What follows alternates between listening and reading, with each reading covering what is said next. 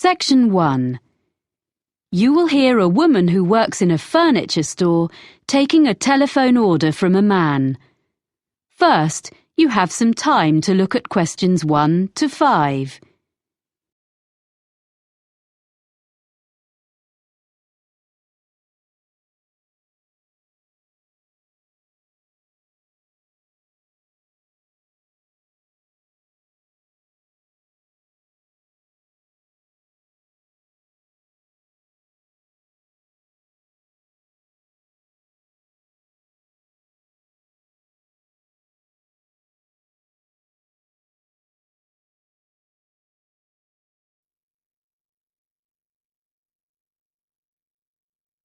You will see that there is an example that has been done for you.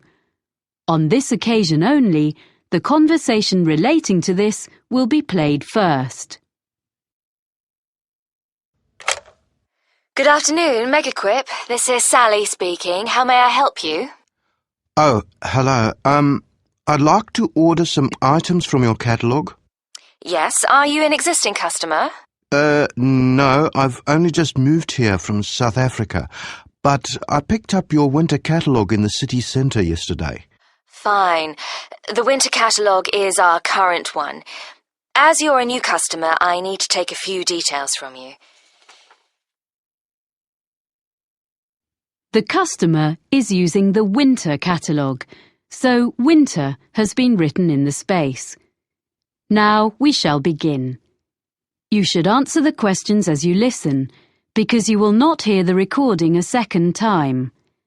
Listen carefully and answer questions 1 to 5. Good afternoon, Megaquip. This is Sally speaking. How may I help you? Oh, hello. I'd like to order some items from your catalogue. Yes, are you an existing customer? No, I've only just moved here from South Africa, but I picked up your winter catalogue in the city centre yesterday. Fine. The winter catalogue is our current one. As you're a new customer, I need to take a few details from you. Sure. Your name is? Oscar Greening. That's Oscar with a K. Oskar? Yes. Greening. And your address? York Terrace. Here in the city? Yes. What number? It's a flat, number 52C. C. Got that. And would that be the same address for delivery? No, actually, I'm out all day, but my neighbour can take delivery at number 5 York Avenue. It's just round the corner. Okay, fine. Number 5. I've got that. And will you be paying by debit card or credit card? Well, I don't have any cards yet. I'll have some shortly, but I want these things this week, if possible. Could I come to the store and pay cash in advance? Well, I guess so. I'll make a note. I'm afraid that payment method doesn't entitle you to a discount. No, I didn't expect one for that. But what about my address? It says on the cover of the catalogue... Oh, yes, you're right. Of course, York Terrace is within the city, so you get free delivery and 5% discount on your order. Oh, good. Before you hear the rest of the conversation, you have some time to look at questions 6 to 10.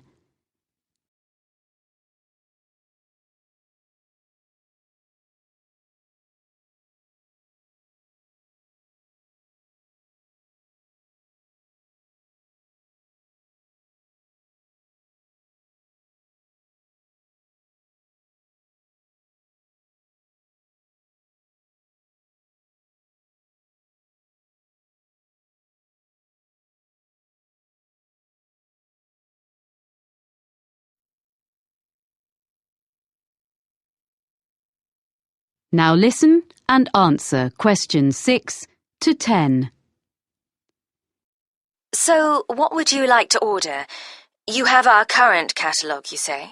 Yes, I need 3 things for the room where I study.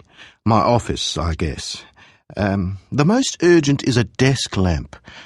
Is your catalogue number 664 in stock? 664? That's, not Home Office. It's in the living section of the catalogue. It is. I want a small one that clips onto the edge of the desk. Yes, no problem. In which colour? I'd like the greyish-coloured one, please. Oh, you mean the shade we call slate? Yes, it's a nice colour. And I wondered, could I get that when I come in to pay, rather than waiting for delivery? I really need to be able to read at night, and the lights in this flat are useless. Yes, I'm sure that'll be okay. I'll note down that's customer will collect. What else did you want? Well, I need a chair which gives good support when I'm using my computer. I saw one in your home office section, and I think it would suit me. It's on page 45, item number 129. Yes? And it's fully adjustable, isn't it? Let me see. Height, yes. Back, yes. I'm not sure about the arms, though. Oh, that could be a problem. I'm very tall. What about 131 on the same page? That has adjustable arms, seat, everything. But can I get that in the same colour? I mean, the green, like the one it shows. Oh, they all come in the full range of colours. OK. So I'll go for 131 in green then. I think you'll like that. My brother's very tall and he uses one. We can make sure there's one on the delivery van to you early next week. Oh, good. Thanks. And so, lastly, I need a filing cabinet for my documents. A little filing cabinet with 2 drawers. OK, 2 drawers. Do you want the ordinary one or the lockable one? It's an extra £20. Sorry, what's that? You can have it with a lock, which is more secure. Oh, yes, please. OK, so that's number 153. It doesn't by any chance come in slate, does it? Well, it's similar, but the commercial office furniture doesn't come in so many shades. So it's grey? That's right. Fine, that'll do. Now, about delivery, the 2 items will probably come at different times, as we have the chair in stock here, so our van will bring it, as I said. The filing cabinet will be coming direct from London, so today is the 29th of September, say not more than 4 days. That'll be delivered on or before the 3rd of October. You'll have them both within 4 days. That's fine. I'll drop in tomorrow morning to pay and get the lamp. Thanks for all your help. Thank you for your order. Let me know if we can do anything else for you. Thank you. I will. Bye. Bye. That is the end of section 1. You now have half a minute to check your answers.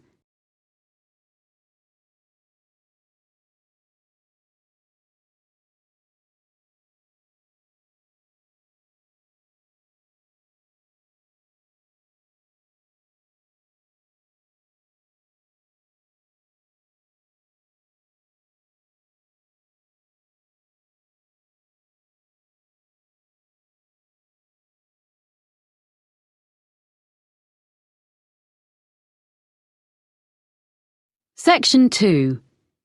You will hear a man taking a group of tourists around a museum site. First, you have some time to look at questions 11 to 14.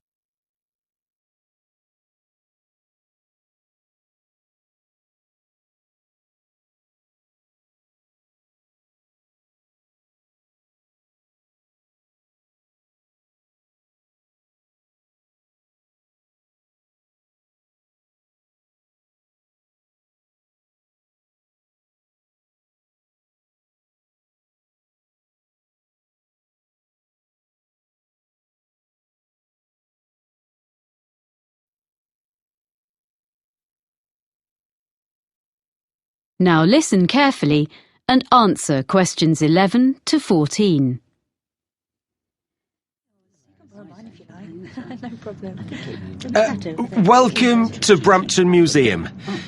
I'm going to tell you a little bit about the museum first and then show you round. As you can see, Brampton is an open-air museum.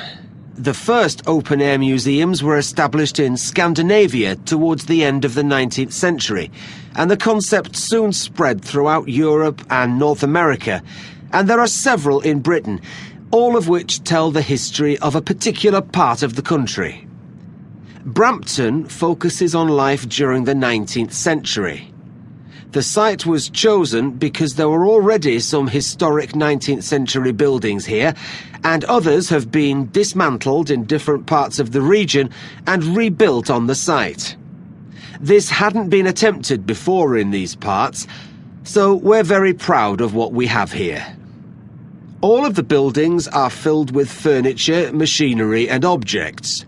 You may be able to see these in other museums, but not in their original settings. What also sets Brampton apart from other museums is that the story of the exhibits is told not by labels, but by costumed staff like myself.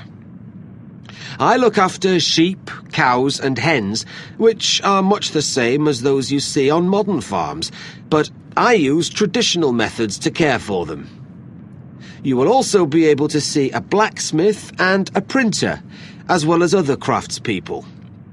If you talk to them, you'll be able to find out what life was really like 150 years ago. Our programme of activities during the year has guided walks, an agricultural fair, and all the other events you would expect a museum to have. But remember, here you experience them in the real surroundings. The site is divided into different areas. The main building contains our High Street, which is a street of 19th century shops, offices and some homes. There's a stationer's shop which sells a range of specially selected cards, prints and copies of Victorian stationery, all available for purchase by visitors. Upstairs, in the same building, a printer demonstrates the production of posters, business cards and advertising material. Across the street from the stationer's is a clothes shop, and there's a baker's where you can watch a demonstration of someone making bread, cakes and pastries. We also have a sweet shop, which has old-fashioned sweets for sale. Vintage trams travel along from one end of the street to the other, carrying visitors on their journey into the past. We will also be visiting the farm and taking a ride on a steam train. Of course, the main form of transport in those days was the horse, and you can watch horses being exercised in the old stables. This part of Britain was famous for coal mining, and on the site we have part of a mine which opened in 1860 and was worked for over 100 years before closing in 1963. Visitors can put on a hard hat and take a guided tour underground to see how coal was worked and to experience the working conditions in the early 1900s. Before you hear the rest of the talk, you have some time to look at questions 15 to 20.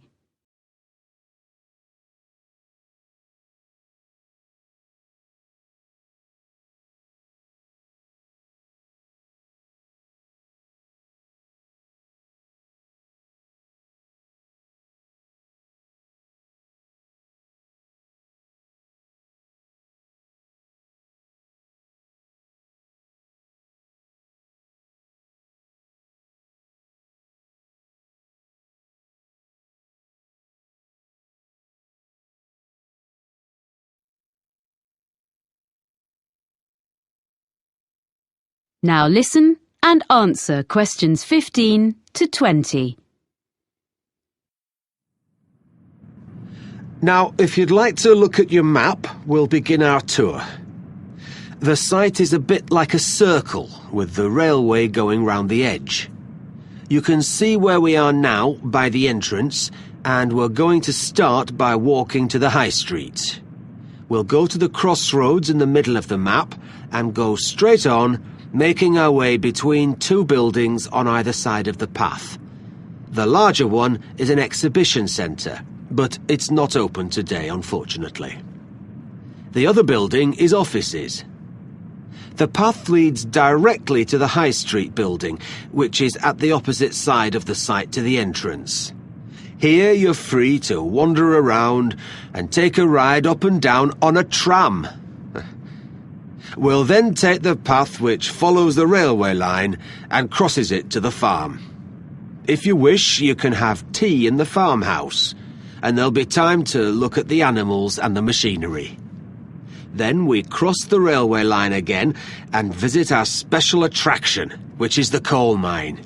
It's just in front of us, here at the entrance. We'll return to the crossroads and walk through a small wooded area to the manor house. This is one of the original buildings on the site and belonged to a wealthy farmer. You can look round the house and gardens and talk to our guides who can tell you what it was like to live there. We will then follow a path which goes past the pond and will take us to the railway station, which is situated between the path and the railway line. Finally, we'll take the steam train back around the site, passing alongside the High Street and the coal mine back to the entrance. So, if you'd like to follow me...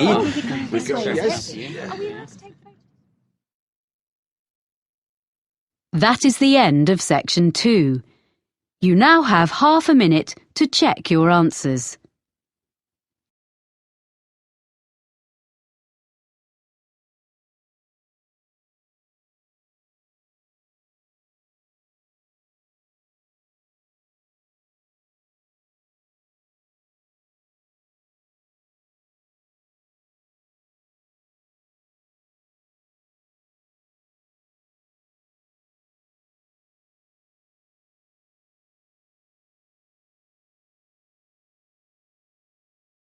Section 3. You will hear a conversation between Cressida, a student of journalism, and her tutor, Dr. Erskine, about a work placement that she has recently done. First, you have some time to look at questions 21 to 26.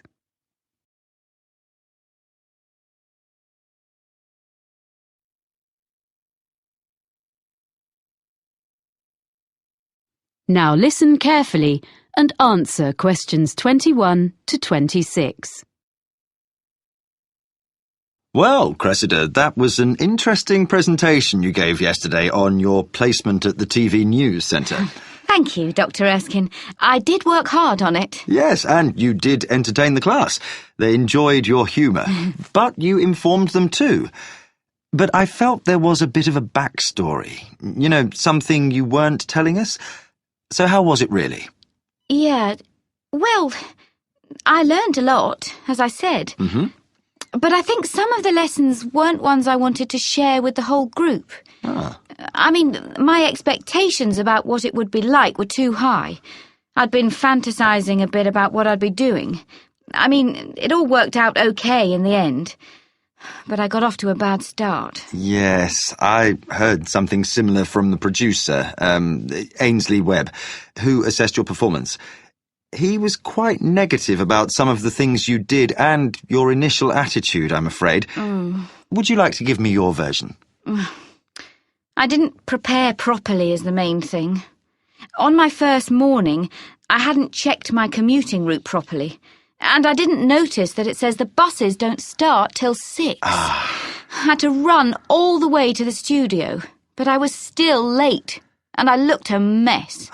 Well, better at this stage of your career than later. To be honest, I made the same kind of mistakes when I was your age. But anyway, as I say, I think the presentation yesterday went extremely well, and I will bear that in mind when I grade your work experience overall. Thank you for being so understanding. Right. Now, have you completed your diary of what you did there? Professor Jenkins hasn't received it, he says. Yes, I have finished it, but I wanted to just tidy it up a bit. Some of it was written in a bit of a hurry. I'll email it to him this afternoon. OK, but I'm afraid he says this will have to be the last time you submit late. Journalism is all about deadlines, and if you can't manage them on your course, he can't give you a diploma saying you're competent, can he? Oh, yes, I'll do it straight after this. I didn't realise. Well, he can be a bit abrupt if he's kept waiting. It's the one thing he really doesn't like. Ooh. I'm sure everything is going to be fine. You're getting very good grades on your work, so as long as you remember that. Yes. Now, did you manage OK generally, do you think? Yeah, okay, I think. Well, it took a while to get to grips with all the equipment. Some of it was quite old, not as fast as what we have here in college, and at first I kept thinking it was my fault. I wasn't pressing the right buttons or something. The thing was, none of the TV centre staff asked me if I wanted instructions. If I asked them how to do some particular operation, they were perfectly civil and would show me, and even say thank you for what I did do. But I felt awkward to keep asking. Before you hear the rest of the conversation, you have some time to look at questions 27 to 30.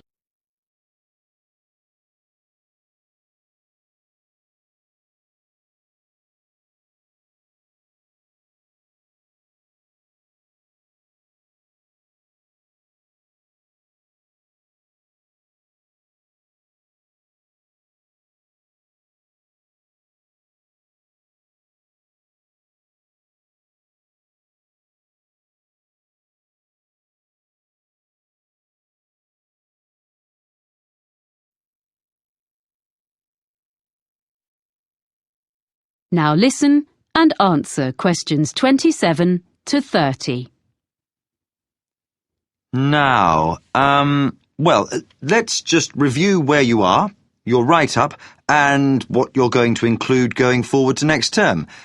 First of all, did you eventually feel you were given enough to do? The first couple of days were manic. The production team was short of staff, and I was rushing all over the building, taking messages to various people and fetching things. Of course, I didn't know my way around, so I kept ending up in some storeroom or somewhere instead of the studio I was meant to be in. Or I mistook some important visitor for a colleague because I didn't know who anyone was. Then, after that, things sort of calmed down. So sometimes I was hanging about until someone decided to give me a chore. But I had a piece of luck at the end of the week, because they got a new bit of equipment which was the same as we have in the editing suite here, and I knew how to use it, which none of them did. So that gave me a bit of status. Unfortunately, it meant I spent the next 3 days stuck in the editing suite. But by the end, I'd shown I wasn't just a silly student. So then, when the senior reporter needed someone to go out with him when he went to interview a junior minister, I got to go along, because he knew I could handle the technical side. Well, that's good. Yes. Well, I know I need to learn from my mistakes. I mean, basically, I need to think more about forward planning. But on the other hand, I feel much more confident now. I did survive. I didn't ruin anything.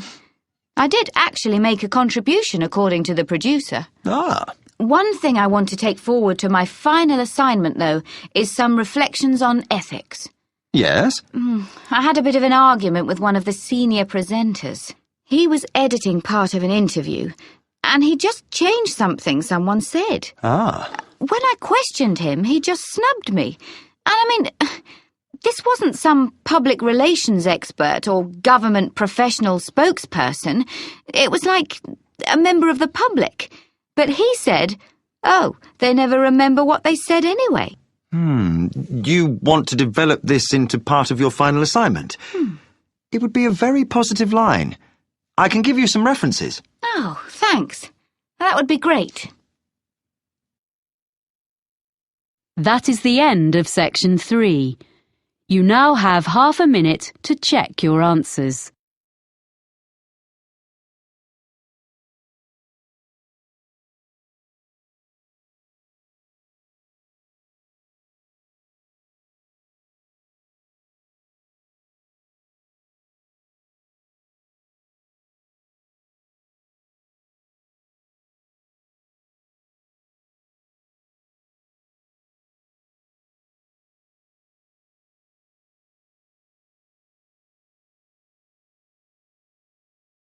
Section 4. You will hear a lecturer talking about the history of the electric guitar. First, you have some time to look at questions 31 to 40.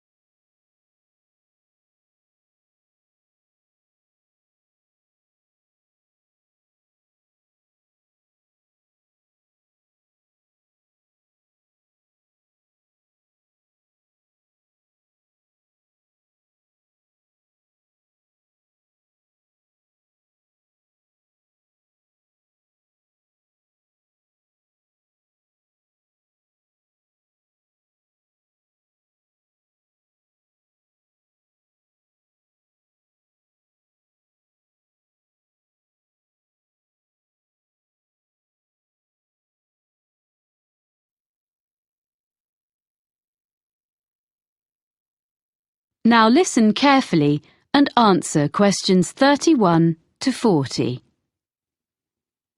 During today's lecture in this series about the history of popular music, I'm going to look at the different stages the electric guitar went through before we ended up with the instrument we know so well today.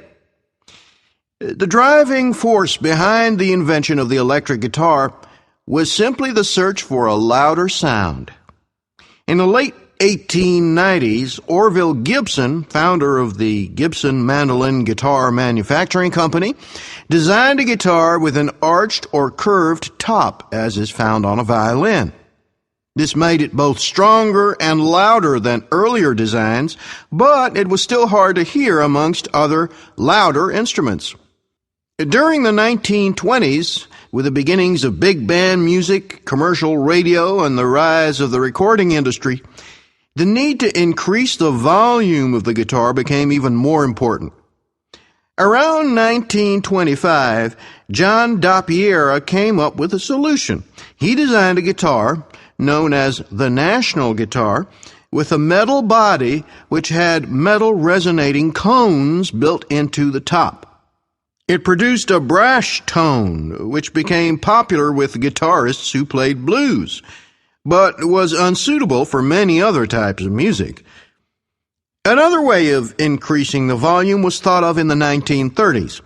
The C.F. Martin Company became known for its Dreadnought, a large, flat-top acoustic guitar that used steel strings instead of the traditional gut ones. It was widely imitated by other makers. These mechanical fixes helped, but only up to a point. So guitarists began to look at the possibilities offered by the new field of electronic amplification. What guitar players needed was a way to separate the guitar's sound and boost it in isolation from the rest of a band or the surroundings. Guitar makers and players began experimenting with electrical pickups, which are the main means of amplification used today. The first successful one was invented in 1931 by George Beecham. He introduced to the market a guitar known as the frying pan, because the playing area consisted of a small round disc. The guitar was hollow and was made of aluminum and steel. He amplified the sound by using a pair of horseshoe-shaped magnets. It was the first commercially successful electric guitar. So by the mid-1930s, an entirely new kind of sound was born. Yet along with its benefits, the new technology brought problems. The traditional hollow body of a guitar caused distortion and feedback when combined with electromagnetic pickups. Musicians and manufacturers realized that a new kind of guitar should be designed from scratch with amplification in mind. In 1935, Adolf Rickenbacker produced a guitar which took his name, the Rickenbacker Electro-Spanish. It was the first guitar produced in plastic, which, because of its weight, vibrated less readily than wood. It eliminated the problems of earlier versions, which were plagued by acoustic feedback. The Electro-Spanish had its own problems, however, because it was very heavy, smaller than other guitars of the period, and was quite awkward to play. Developments continued, and in 1941, Les Paul made a guitar which he called the Log, and true to its name, it was totally solid. All previous guitars had been hollow or partly hollow. It looked slightly strange, but the next step had been made towards the modern electric guitar. The first guitar successfully produced in large numbers was made in 1950 by Leo Fender. His Spanish-style electric guitar, known as a Fender Broadcaster, had a bolt-on neck and was initially criticized by competitors as being very simple and lacking in craftsmanship. Yet it was immediately successful and was particularly suited to mass production, spurring other guitar companies to follow Fender's lead. In 1951, Leo Fender revolutionized the music world yet again when he produced an electric bass guitar. This was the first commercially successful bass model to be played like a guitar. It was easier for players to hit an exact note. That's why it was called the Precision. Although there had already been electric stand-up basses, this was much more portable. It is now standard in the lineup of any rock band, and some historians suggest that entire genres of music, such as reggae and funk, could not exist without it. In 1952, the Gibson Company became Fender's first major competitor when Ted McCarty created the Gibson Les Paul guitar. It was distinctive because it was colored gold. The reason for this was to disguise the fact that it was made from two different kinds of wood. In 1954, Leo Fender responded to this successful instrument by introducing the Fender Stratocaster. It is easily identified by its double cutaway design and 3 pickups. This model may be the most influential electric guitar ever produced. The modern guitar as we know it was here to stay. That is the end of section 4. You now have half a minute to check your answers.